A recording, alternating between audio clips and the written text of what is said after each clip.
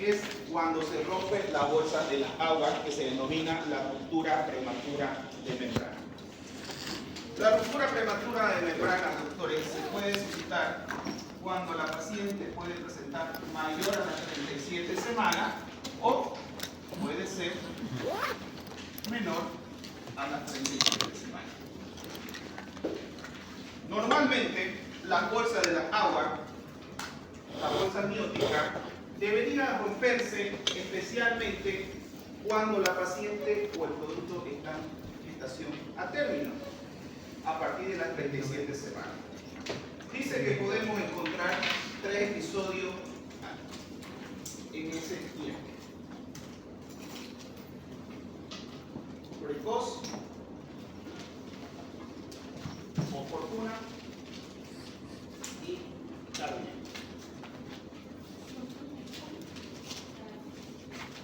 La ruptura de la membrana, doctor, normalmente debería romperse cuando la paciente se encuentra en trabajo de parto. Se va a denominar precoz cuando está en una fase latente, y eso significa con una paciente con menor a 3 centímetros de dilatación. Vamos a hablar de una ruptura oportuna cuando la paciente esté en una fase activa. Obviamente estamos hablando durante el trabajo de parto, mayor a 4 centímetros de dilatación, 5, 6, 7. Y vamos a hablar de una ruptura tardía cuando ya se encuentra en el periodo expulsivo. Esto es lo normal, que se rompa en ese momento durante el trabajo de parto. A partir de las 37 semanas, las bolsas de las aguas se pueden romper espontáneamente. Las bolsas de las aguas, la bolsa amniótica, doctores, ¿qué función tiene? ¿Protección de qué? Perfecto. ¿Qué más? Contiene el líquido amniótico, que permite que el producto esté en un ambiente estéril, limpio, lo protege de las bacterias que vienen del canal vaginal, ¿no es cierto? Pero, doctores, cuando las bolsas de las aguas se rompe menor a las 37 semanas, a eso se denomina ruptura prematura de membrana. ¿Qué significa eso? Las membranas amnióticas, doctores, para que ustedes se vayan orientando, anatómicamente están compuestas por 2 tipos de capas. Una capa interna, que es la más resistente, la avascular, mayor colágeno, que se denomina corión. Y una capa externa que está en contacto con el útero, que se denomina amnios. Estas 2 capas, doctores, se forman a partir de la 15ª y 16ª semana de vida de desarrollo. Esa es la parte fisiológica. Eso lo vimos cuando hablamos de anatomía y desarrollo embriofetal. Entonces, ¿qué pasa cuando se rompen las bolsas? Dice que cuando se rompen las bolsas de las aguas es porque se pierde la resistencia, la capa de colágeno que tiene esta membrana, produciendo una solución de continuidad. En otras palabras, una apertura, permitiendo que el líquido amniótico salga a través del canal vaginal, ¿no es cierto? Pero lo caracteriza algo. Se pierde el líquido, pero el cuello uterino está totalmente cerrado. Y eso significa en ausencia de trabajo de parto. Por eso se llama ruptura prematura de membrana. A la pérdida de continuidad de la membrana se rompe, se pierde el líquido, sale por el canal vaginal, pero no tiene trabajo de parto. ¿No es cierto? Y ahí donde nosotros vamos a ver por qué se llama ruptura prematura menor a las 37 semanas. Aquí nosotros tenemos que saber cuáles son los factores de riesgo que pueden romperse las bolsas Los factores de riesgo normalmente pueden ser maternos. ¿Por qué se llega a debilitar la bolsa? Infecciones, desnutrición, sangrado. Puede ser a nivel fetal, feto grande, mucho líquido, embarazos gemelares, ¿no es cierto? O puede ser problema obstétrico, como los problemas de hipertensión, diabetes, infecciones urinarias, infecciones vaginales. ¿Ya? Vamos a tener que conocer la clínica, que lo más visible que usted va a ver, ¿qué cree? Se va a evidenciar la salida de líquido transparente. Y dice que tiene una característica muy especial. El líquido amniótico, doctores, huele a hipoclorito de sodio. ¿Sabe qué componente es eso? A lavandina. Muy bien. Olor a lavandina. Es único y característico ese olor que sale. Y la paciente no tiene dolor. Pérdida de líquido, transparente, olor a lavandina y ausencia de dolor.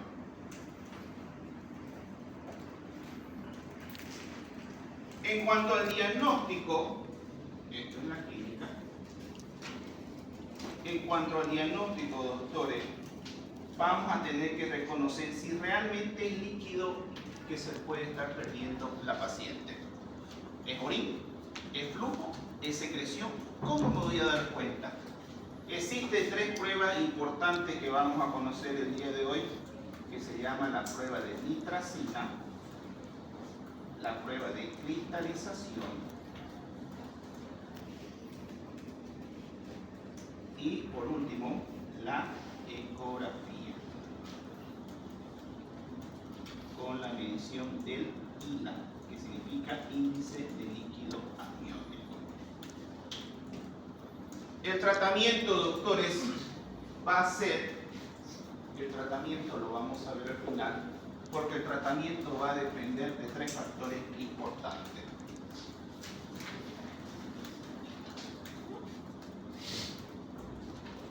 Edad estacional, tiempo de ruptura y sobre todo posible infección.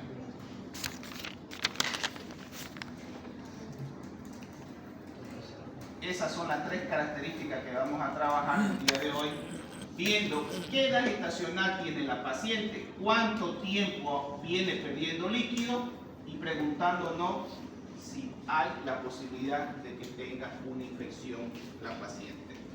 Las complicaciones que tiene hablar de ruptura de membrana, vamos a ver las 2 características más importantes. Uno, que es la infección, y segundo, la prematurez.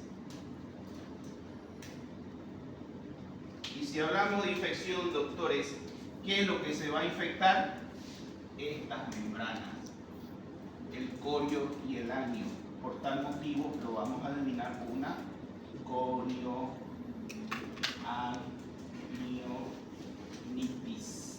Esto es lo que se complica a la paciente. ¿Cuánto tiempo? Cuando pasa más de 12 horas de pérdida de líquido. ¿Cuál es la característica de esto? Fiebre mayor a 38 grados, taquicardia materna, taquicardia fetal y por último, ¿a qué dijimos que olía líquido amniótico? Lavandina. Muy bien, aquí ya no va a ver a lavandina. Va a ser un líquido fétido a huevo podrido.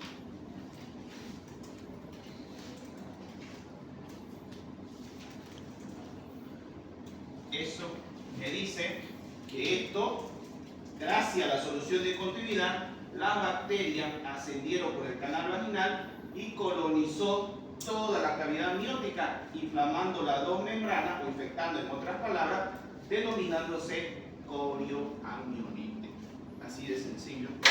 Se lo he dibujado todo en menos de 5 minutos. Muy bien. Empecemos entonces. Entonces, como veníamos diciendo, dentro de la semana de desarrollo de la vida fetal, hay una estructura importante que contiene el feto, ¿no es cierto? ¿Se acuerdan cuál era? ¿Con qué estructura viene el feto ahí en pantalla? Con la placenta. ¿Qué es esto? Con el cordón. Esto de acá. Placenta, cordón, todo lo que rodea líquido amniótico conteniendo ¿qué? La bolsa de las aguas. ¿No es cierto? Esta bolsa de las aguas es una estructura hermética, totalmente sellada. Una vez roto, ya no se puede volver a juntar, no se puede volver a pegar. ¿No es cierto? ¿Cuál es la función? Habíamos dicho. Vamos a ver hoy, saber definir la incidencia, el diagnóstico, la clasificación y ver qué tipo de complicación nos puede suscitar. A ver, vamos leyendo. Empiece por favor usted. Lea. Introducción. Las membranas oculares están compuestas por la unión de ácneos Y cobre. Muy bien. ¿Cuál es el ácneo? Es pregunta del examen. Cuidado. ¿Qué es el ácneo? La que está en contacto Es con el la capa útero. más externa que está en contacto con El útero. No se olviden eso. Muy bien. ¿Y cuál es el corio? Es la capa interna, la más resistente y está en contacto con el producto. Esa es la vascular. Esa es la parte vascular.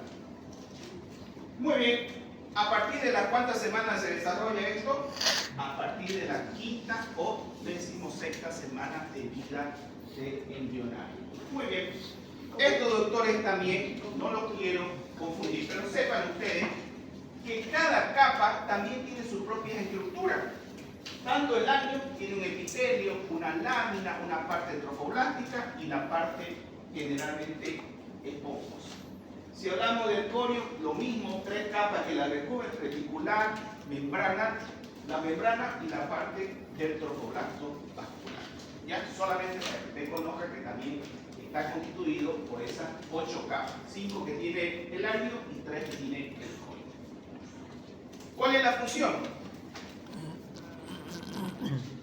Entre lo que se destacan síntesis y secreción de moléculas, recepción de señales hormonales maternas y fetales, participando en el inicio del parto, homeostasis y metabolismo del líquido amniótico, protección frente a las infecciones, permite el adecuado desarrollo pulmonar y de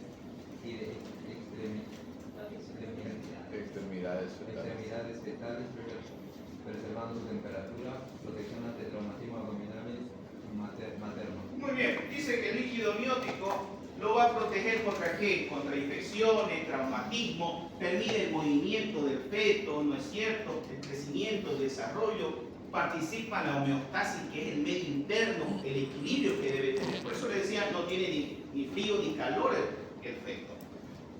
Ahora, ¿pero qué es una ruptura de membrana? Léalo, por favor.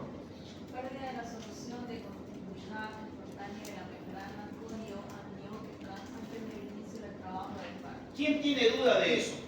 Es la pérdida cuando se rompe estas dos membranitas que lo está recubriendo todo el conducto de líquido amniótico, permitiendo una apertura. Ya le he puesto yo el ejemplo que si esa ventana está rota, ¿qué es lo que va a pasar? Se nos va a entrar ¿qué? La tierra, el polvo, la lluvia y todo vamos a contaminar, ¿no es cierto? ¿Y dónde se va a contaminar el feto? Con la bacteria, microorganismos que vienen de dónde? Del tracto genital inferior. Es la puerta de entrada para que esto se pueda contaminar. ¿Cuándo? Antes del inicio del trabajo de parto, por eso se llama ruptura prematura. Si está en el periodo de parto se llama ruptura de membrana, no se llama prematura. Bien, pero ¿qué incidencia tiene esto? ¿Es frecuente? Sí, es frecuente. Normalmente las bolsas de las aguas deberían romperse, normalmente, dice, en mayor a las 37 semanas, casi en un 90% sí o sí debía romperse. Claro, tiene que permitir que salga el producto a través del canal vaginal. Y un 20% se debe romper o se puede romper antes de las 37 semanas. El 10% de todos los embarazos se va a romper de una forma espontánea. ¿Cuáles son los factores de riesgo que puede tener? Hay factores de riesgo tanto mayores como menores. ¿Qué significa eso? Dice que si una paciente en un anterior embarazo ya se ha roto la membrana, en este nuevo embarazo tiene una alta posibilidad de nuevamente que se rompan las membranas. El cigarrillo, el alcohol, la desnutrición, ¿no es cierto?, el tabaquismo, son factores que debilitan las membranas, disminuye el colágeno que tiene, lo que permite que fácilmente se rompan. Según la estadística dice que tiene mayor predisposición también el grupo de raza. Dice que las mujeres de color afrodescendiente tienen más del 3% que las pacientes generalmente caucásicas. Será por el ambiente, será la nutrición, será la genética, pero es un grupo donde se ha estudiado y tiene mayor predisposición. Pero lo que también predispone, los embarazos gemelares. Los embarazos gemelares son dos productos que vamos a hablar en la próxima clase, en los cuales necesita un desarrollo adecuado, que llegado el momento no tienen espacio. Dos productos dentro de un vientre, ¿no es cierto?, necesitan moverse, desarrollarse. Entonces, la presión que ejerce es lo que permite que se rompa espontáneamente. El acúmulo de líquido, que se llama polihidranio, me ocasiona sobredistensión, lo que produce aumento de la presión, rompiéndose espontáneamente.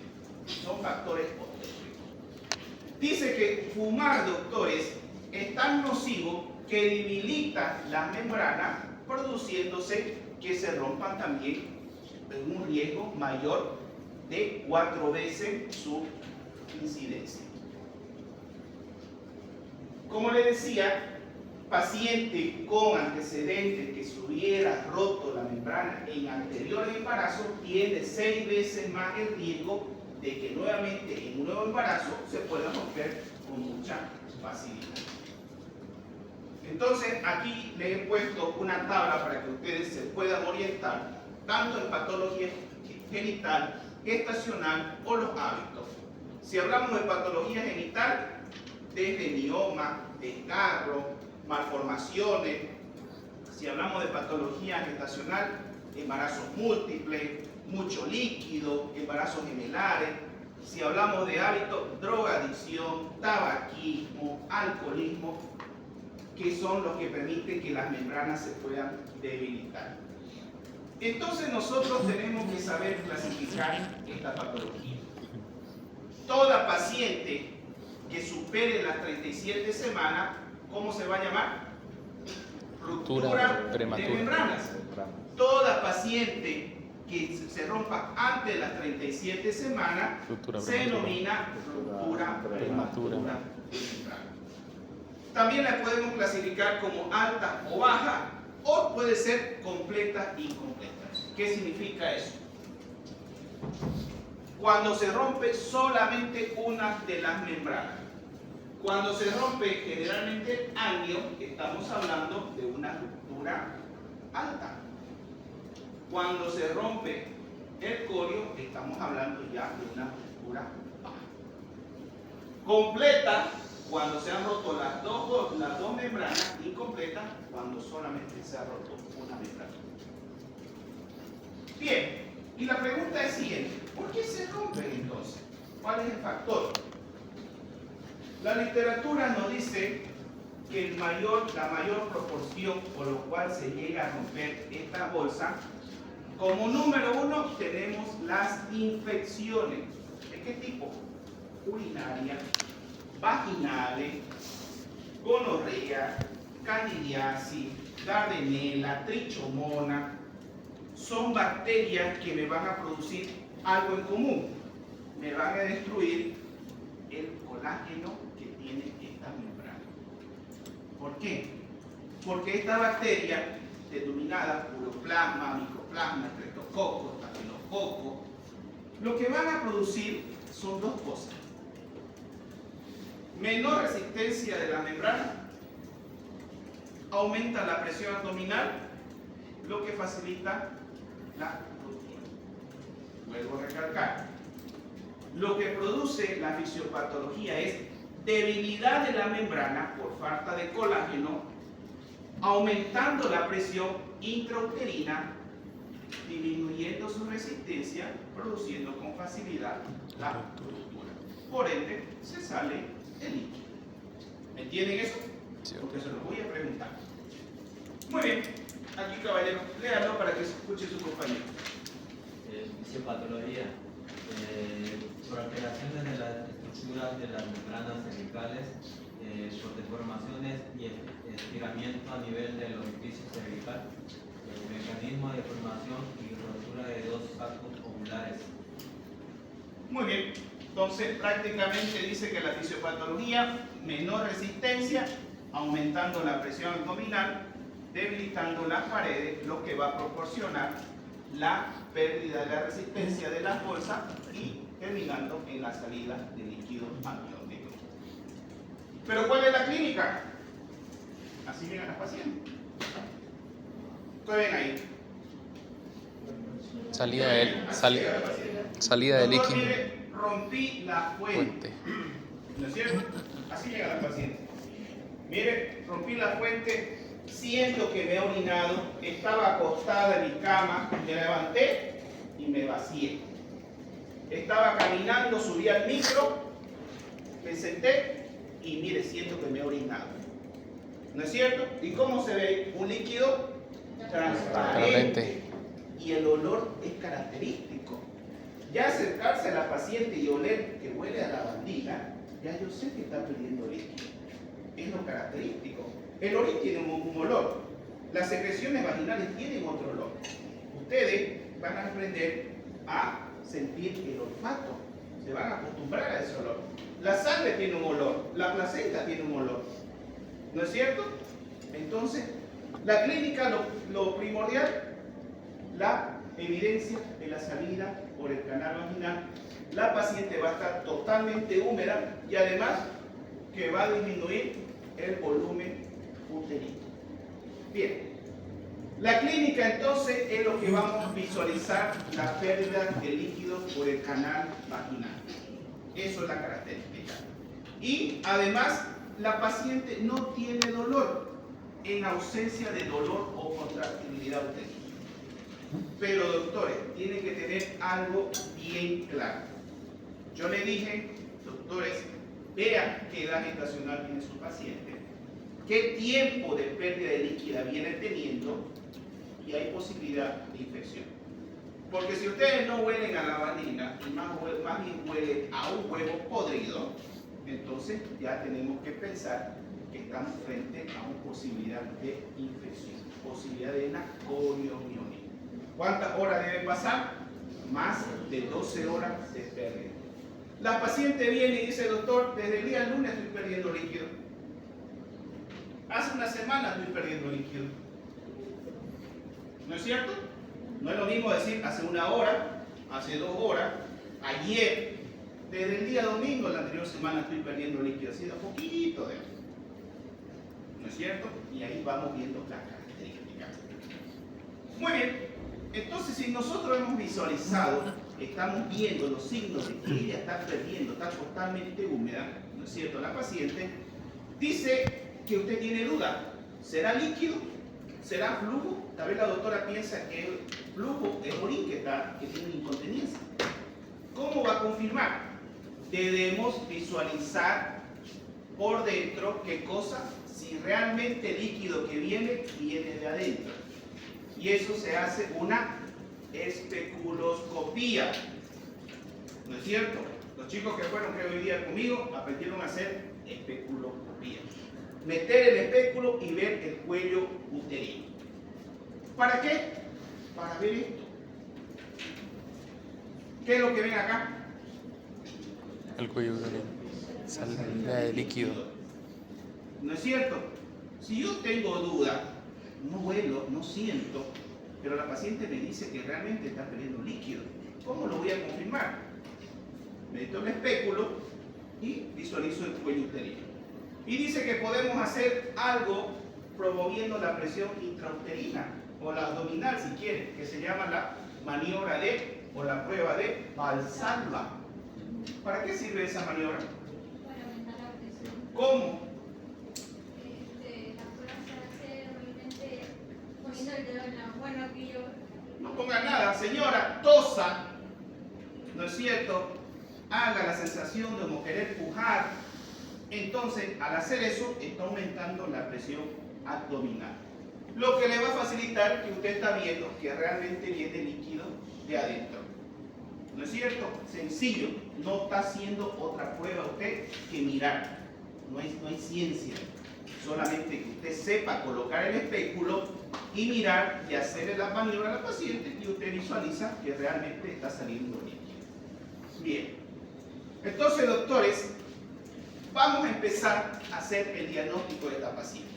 Supuestamente ha perdido líquido. Vamos a hacer el diagnóstico. ¿Qué es la anamnesis? El interrogatorio que tenemos con la Muy charla bien. con el paciente. Y eso es interrogar y le vamos a preguntar a la paciente o vamos a ver la pérdida de líquido, ¿no es cierto? ¿Qué color tiene el líquido amniótico? Transparente. Transparente. ¿Qué cantidad? ¿Cuánto es lo que ha perdido? ¿Son gotas o se ha vaciado totalmente, se ha mojado la paciente? ¿Cuándo perdió? ¿Qué fecha y qué hora? ¿Hace unos minutos? ¿Hace una hora? ¿Día? ¿Semana? ¿Qué tiempo? Porque de acuerdo a eso, el tratamiento es diferente. El examen general, doctores, tenemos que visualizar obviamente la parte externa, porque usted la va a ver mojada a la paciente. Y la parte interna, porque usted está poniendo el espéculo y está visualizando directamente que el líquido viene de la cavidad uterina. ¿Tiene duda? Como todos, pruebas auxiliares. ¿Cómo lo va a confirmar? Lo vamos a ver.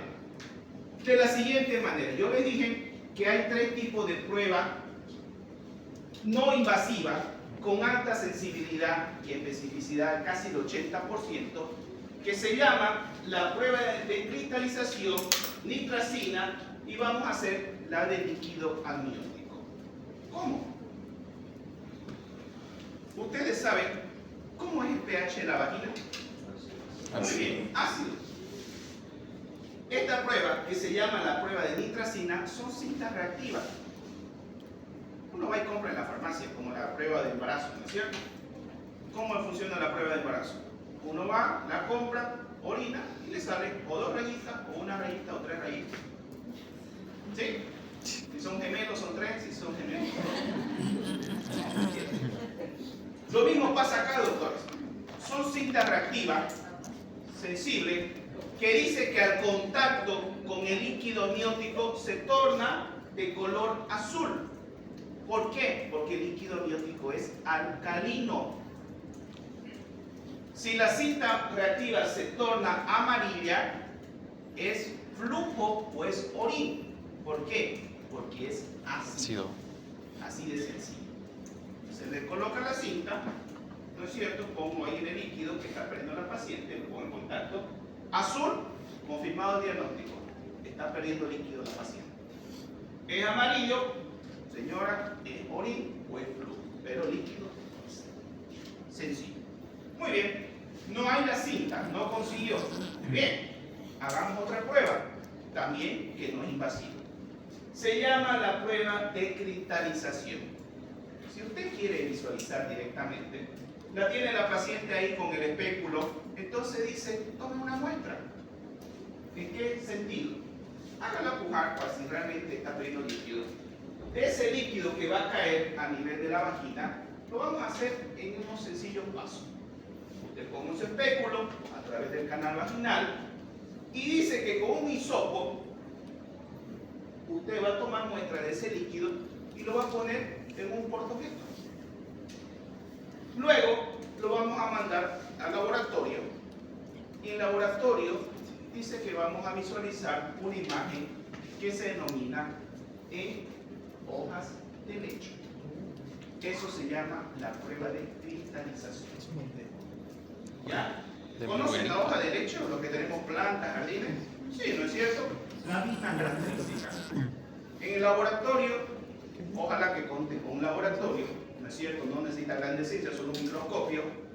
Lo llevo al laboratorio, lo miro y se ve esa característica así, hoja en el lecho. Es la prueba de FER o la prueba de lecho positivo. No invasiva, usted no está tocando nada más que líquido amniótico. Bueno, supongamos que no pillaron cinta reactiva, supongamos que no tienen un laboratorio, peor un microscopio, ¿no es cierto? ¿Qué es lo que vamos a hacer? Lo más simple y práctico, le pediré una ecografía. ¿Pero para qué? ¿Para qué vamos a pedir ecografía? Para ver la disminución del líquido amniótico. Pero yo tengo primero que saber cuál es lo normal del líquido amniótico. Si no, ¿cómo voy a saber si está bien o no? El líquido amniótico, doctores, empieza a producirse a partir de las 16 semanas y su máxima producción hasta las 34 semanas, que consta hasta 2000 ml. 2000. A partir de las 34 semanas, por eso es muy importante, vamos a hablar el día de mañana de embarazo prolongado, que el líquido disminuye, llegando hasta las 40 semanas a contener entre 1400 o 1000 ml de líquido, hasta un litro. ¿Ya? Pero ¿para qué me sirve la ecografía? Porque voy a realizar algo que se llama ILA, índice de líquido amniótico. ¿Pero cómo? ¿Qué es eso? La siguiente pauta. Cuando hagamos una ecografía, cuando usted pida una ecografía, doctores, ya les he dicho, sí, piense para qué la está pidiendo. Edad gestacional, cómo está la placenta, el peso y sobre todo la cantidad de líquido amniótico. El ecografista le va a reportar que lo normal, doctores, es de 8 a 25 centímetros de líquido que tiene por dentro.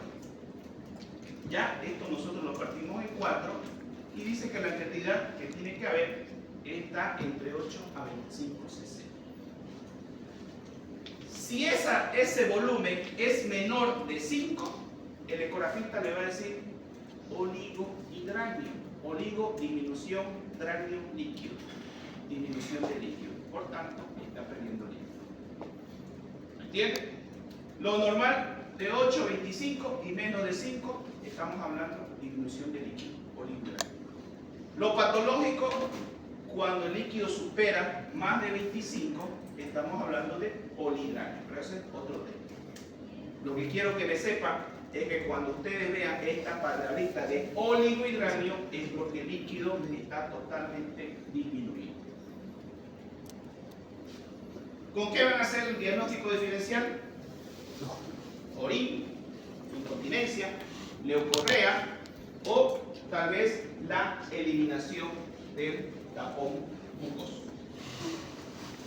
Muy bien, una vez nosotros hubiéramos tenido la clínica, el diagnóstico, ahora ¿qué vamos a hacer? El tratamiento. ¿Y el tratamiento de qué va a depender? ¿De qué va a depender el tratamiento? De la edad gestacional, Muy de bien, ¿qué más? la cantidad de líquido perdido. ¿Qué más? Tiempo de ruptura. Y el tiempo de ruptura. Excelente. Bueno, lo vamos a hacer simple y sencillo para que ustedes entiendan. Vamos a hablar solamente de las que tienen menos de 37 semanas, porque ahí es donde se complica la cosa. Dice que toda paciente que tiene más de 35 semanas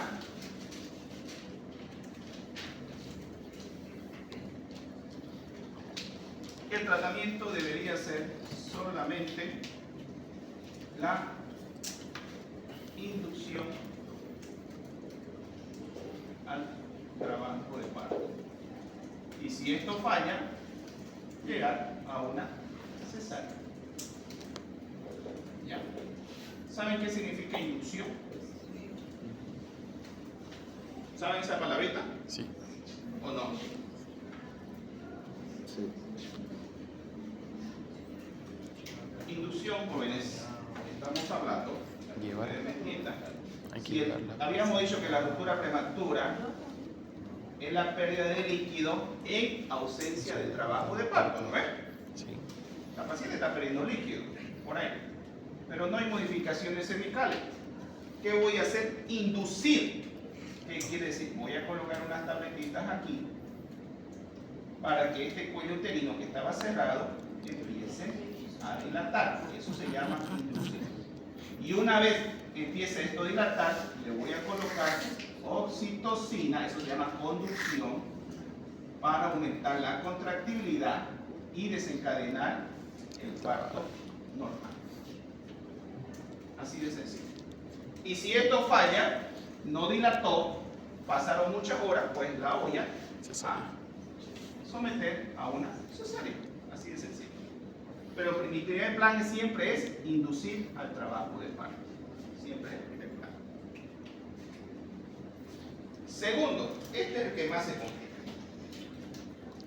El que tiene entre las 34 y 24 semanas.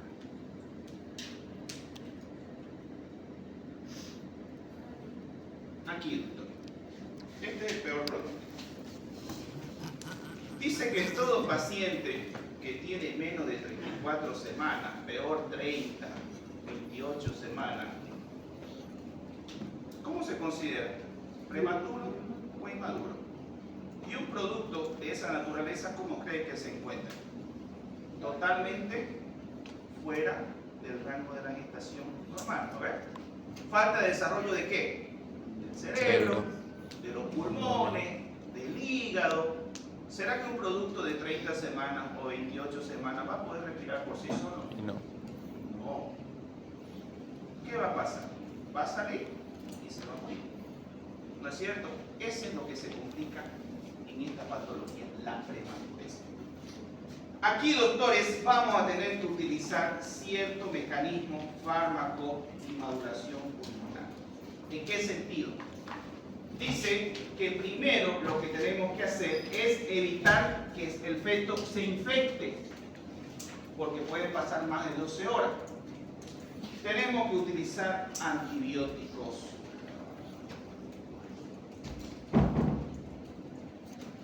Vamos a tener que utilizar algo que se llama maduración pulmonar. La mejor incubadora es el útero, doctores, para que ustedes me entiendan. Y algo que se llama tocolítico. A ver, si tenemos un producto, pongámoslo así, menos de 34 semanas, pongámosle 30, que no va a poder respirar por sí solo si nace hoy día. Yo tengo que ganar tiempo. Si estamos diciendo que la paciente no tiene trabajo de parto todavía, el cuello está cerrado, tengo que ayudar a este producto que pueda respirar por sí solo si es que en algún momento llega a nacer. Primero, voy a evitar que se infecte. Lo voy a cubrir con antibiótico. Y el antibiótico de elección siempre va a ser la ampicilina. 2 gramos, ahí está. Y lo acompaño con la eritromicina. 500 miligramos cada 8 horas vía oral. Así voy a evitar que las bacterias que están acá me lo lleguen a colonizar y se puedan infectar. Segundo, ¿cuál es mi prioridad? Que los pulmones maduren. Necesito que el producto pueda respirar por sí solo. Algo que ayuda, doctores, a madurar los pulmones, que se empieza a partir de las 24 a las 34 semanas de gestación, es una sustancia que se llama surfactante.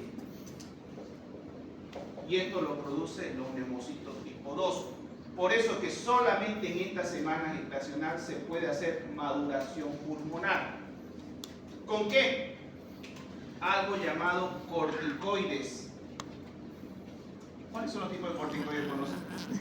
Dexametasona, hidrocortisona. ¿Cuáles? Prednisona. Bueno, en el mercado hay prednisona, dexametasona, ¿no es cierto? Nosotros empezamos a utilizar un corticoide de depósito que se llama betametasona. La betametasona viene de 4 miligramos. La dosis es de 12 miligramos. ¿Cuántas ampollas utilizarían? Si es 12 miligramos. 3. Eso, 3 ampollas. ¿Por cuánto tiempo? Por 2 días. Intramuscular. No tiene betametasona. No consigue. ¿Qué otro corticoide? Dexametasona. De 6 miligramos. Esto por 4 dosis cada 12 horas. No tienen dexametasona. Cortisona. De 500 miligramos. Dosis única. Así. Necesito ganar tiempo para que los pulmones de este señor, ¿no es cierto?, empiecen a madurar y pueda respirar en la vida extrautérica. Eso es lo que necesito, ganarle tiempo.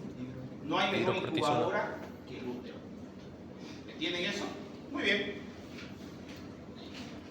Pero también hay que tener en cuenta que en el caso que su paciente empiece a tener dolor, ustedes empezaron a poner antibióticos, excelente, empezaron a madurar los pulmones, muy bien, está en su primer día, pero a las horas, a los minutos, doctor, siento que mi barriga se pone dura y estamos con 30 semanas de gestación. Empieza a haber contractibilidad uterina.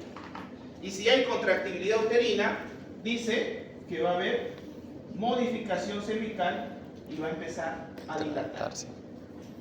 Va a nacer el bebé. En cuestión de minutos, horas, va a nacer. ¿Qué tenemos que utilizar? Frenar los dolores. Y para eso se llama tocolítico. Útero inhibidores.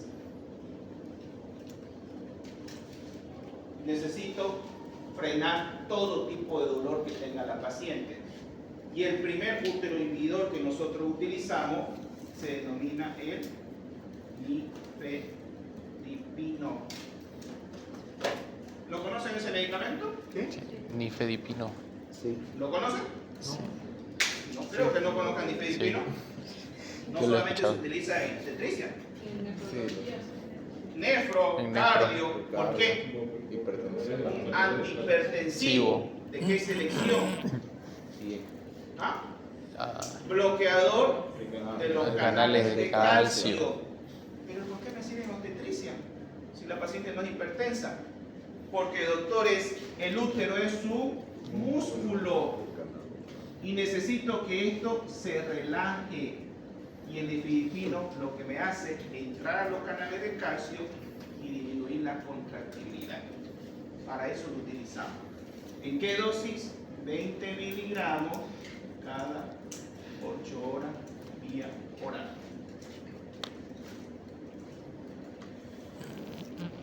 Otro medicamento que muchas veces no contamos en el mercado, pero también lo podemos utilizar, se llama Atosiban.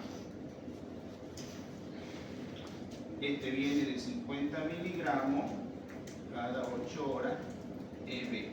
¿Qué es esto? Un bloqueador de la oxitocina. Tengo que bloquear la oxitocina que me está produciendo contractibilidad. ¿Ya? Necesito relajar el útero. También puedo utilizar lo que se llama los antiespasmódicos.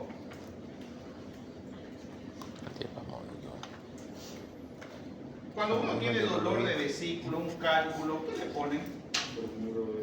Eso. Butil, bromuro, iosina o el famoso Viadil, ¿no ves?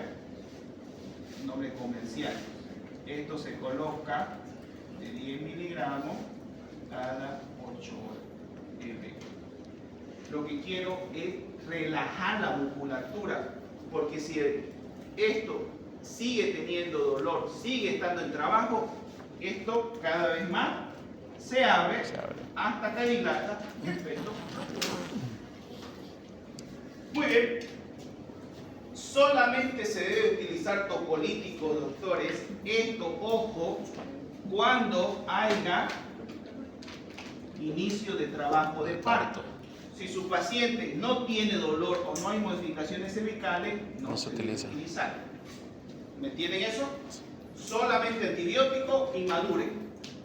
Le estoy ganando tiempo al producto. Si empieza a tener dolor, bueno, iniciemos topolítico. Bien, ¿qué preguntas está ahí? ¿Preguntas duras? Creo que no. Bien.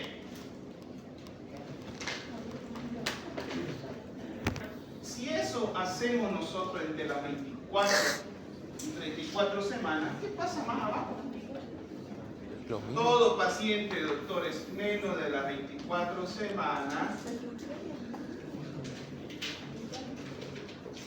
la conducta solamente es expectante, antibiótico y mal pronóstico. No puede usted madurar a esa edad gestacional porque no hay neumocito tipo 2, no hay surfactante. Es un producto que pesa menos de 800 gramos. Peor aún, si tiene 22 semanas, se considera Aborto. solamente la conducta es expectante. Las pacientes lo llegan a eliminar con facilidad porque es un producto que menos de 800, 500 gramos. Hay que colocar con antibióticos para evitar la infección y el 70% tiene mal pronóstico porque lo termina expulsando y óbito fetal o agua. ¿Qué sucede con ese 30%? ¿Cómo? O sea, con el restante, o sea, en todo caso, No le escuché. ¿Qué sucede con? dijo que había una probabilidad, ¿no?, de mal pronóstico. Esto, de 24 semanas. Menos de 24 semanas, mal pronóstico porque no vive. Si aquí ya es complicado entre las 24 y 24 semanas de que nazca, no pueda respirar, ahora uno que va a pesar menos de 800 gramos o 500 gramos, que prácticamente estaríamos hablando de un aborto. Para terminar, doctores, si la paciente, haciendo usted todo este esquema de tratamiento, en algún momento le dije yo, doctores, hizo fiebre, está con taquicardia la madre, está con taquicardia el feto y el líquido se tornó fétido. ¿Qué pasó? Se infectó. Se volvió a lo que se llama amiosis. ¿Cuál es el tratamiento? ¿Qué cree que es el tratamiento? Antibiótico. Terminar el embarazo, independientemente de la edad gestacional que tenga, se termina el embarazo y se la debe cubrir a la paciente con 3 tipos de antibióticos, ya no con 1 ni con 2, 3. Gram positivo, gram negativo y anaerobio. Cefotaxima, Cefixima. gentamicina de 80 miligramos, metronidazol de 500 miligramos, cada 6 horas, cada 8 horas, cada 8 horas, todo endovenoso. Estoy cubriendo por todos lados, gran positivo, gran negativo, anaerobio. Se termina el embarazo, doctor. Tiene 35 semanas y está con fiebre, tiene olor fétido, huele hediondo, se termina. Tiene 34, 30 semanas, hizo fiebre su paciente, se termina. Tiene 24 semanas, se termina. Se cubre con antibiótico y se queda 10 a 15 días la paciente internada para evitar cualquier tipo de infección. ¿Cuál es el problema de la coriomionitis? Si estamos hablando que se infectan las membranas, usted terminó el embarazo, lo sacó el producto, pero la paciente sigue haciendo fiebre. Los laboratorios siguen estando muy altos, unos blancos de 20.000. Entonces, ¿qué hace la paciente? Yo le dije que uno de los problemas es la infección, hace Sepsis. sepsis. ¿Y dónde está el foco infeccioso? En el útero. En el útero. ¿Cómo termina? Sacando todo. Histerectomía. ¿Ya? ¿Alguna pregunta? Bueno, entonces, doctores, el manejo que se debe hacer, como les decía, siempre vamos a tener que tener en la cabeza, ¿realmente las membranas se han roto?